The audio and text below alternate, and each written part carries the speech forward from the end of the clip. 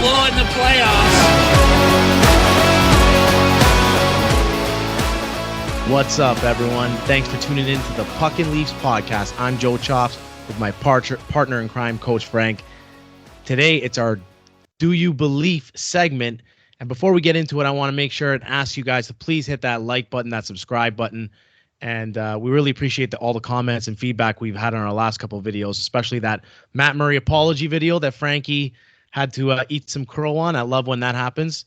So, Frankie, are you ready to get going on this? Absolutely. Let's do this. Okay, here we go.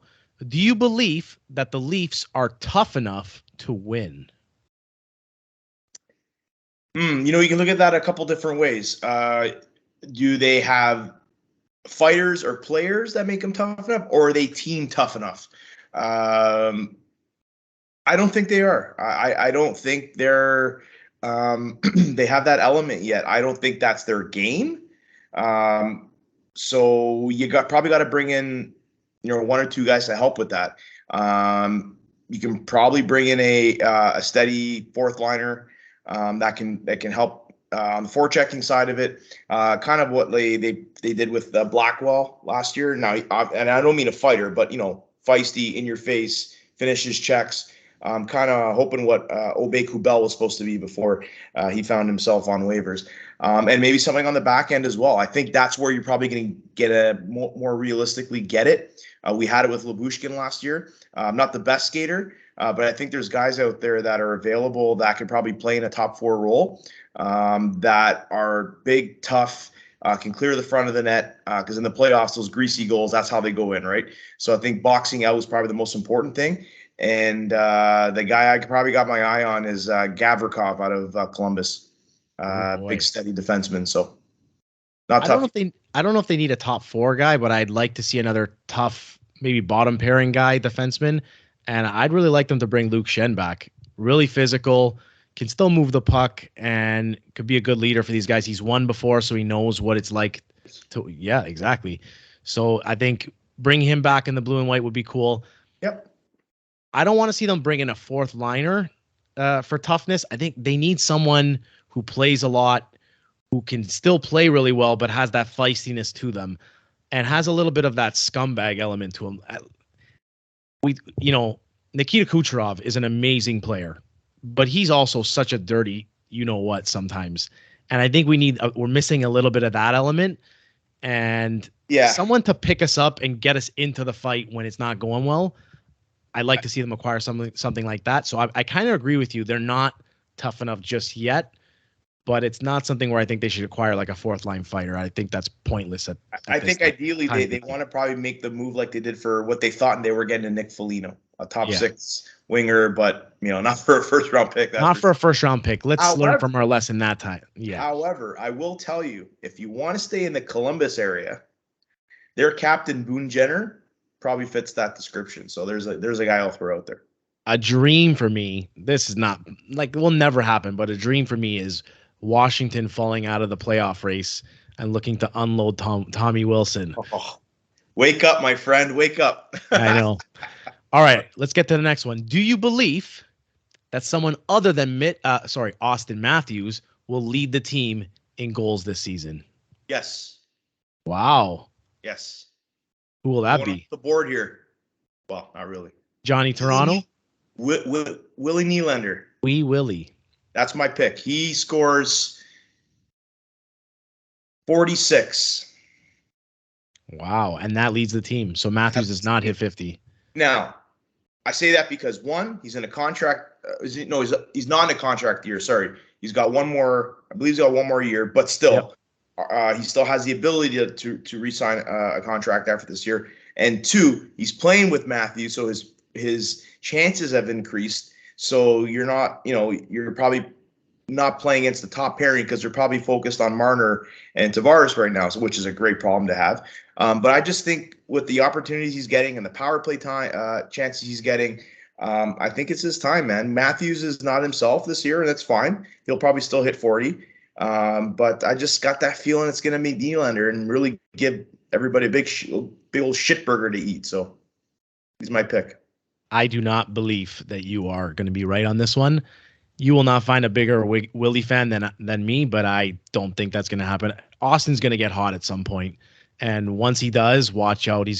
He'll get back into that league leading race at some point. It's just a matter of time. Do you believe that the team should alternate starts for their goalies, or go with kind of the ride the hot hand type of approach? Alternate, 100%. Reason being, it's all about load management. I think they're doing that with Matt Murray. So whether he gets a shutout or whether, wins a tight game. I was just going to ask you. So like, even if he stops 46 shots with an incredible performance, shutout, no? Go right to Samsonov. I think in the event that Murray gets injured, Samsonov's in a groove, right? He's playing. He's already had some time as a starter this year when Murray's been hurt and has done admirably well. Me personally, you're not going to like this. I actually think Samsonov's probably the long-term better goalie for this team anyways. I just, there's something about I don't even think we've seen the best of him yet. And he's got a pretty big chip on his shoulder too, right? So anyways, the best thing as a coach and for a team, knowing that you can look behind you in that net, and doesn't matter who's in net, you're playing well. And I think getting to that groove, both guys got to be in there as much as possible. So that's my reasoning. I agree with you. I think they should alternate, especially if both guys are playing really well.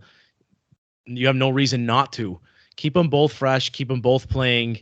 And Matt Murray has also played much better when he has internal competition with his, I don't want to call it backup, but other goalie on his team.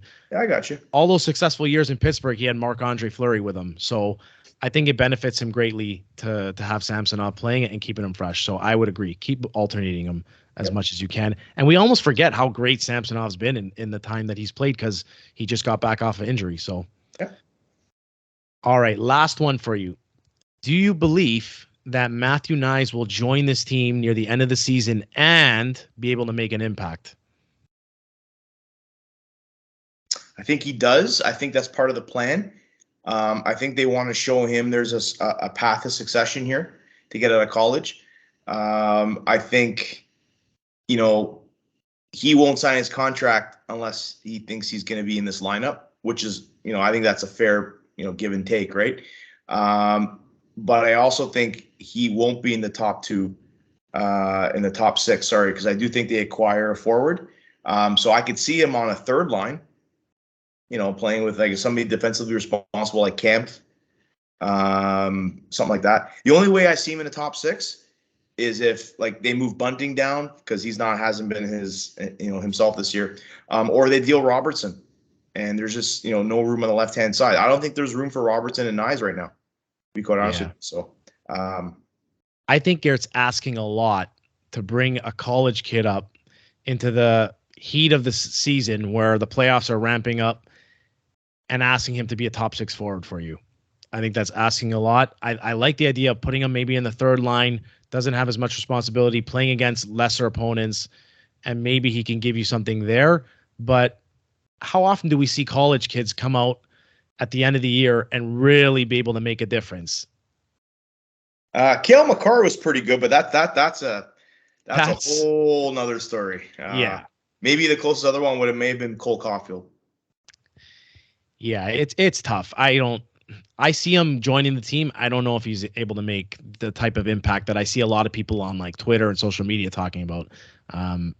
I know he brings a lot of the elements that we want and this team needs, which is why I don't think they should trade him. He should be the one untouchable that they do have, but I just don't think he'll be at that level yet that they need him to be. And that's all for us, Frankie. Thanks for tuning in, everybody. Once again, make sure you hit that subscribe button. We do appreciate all the feedback as well.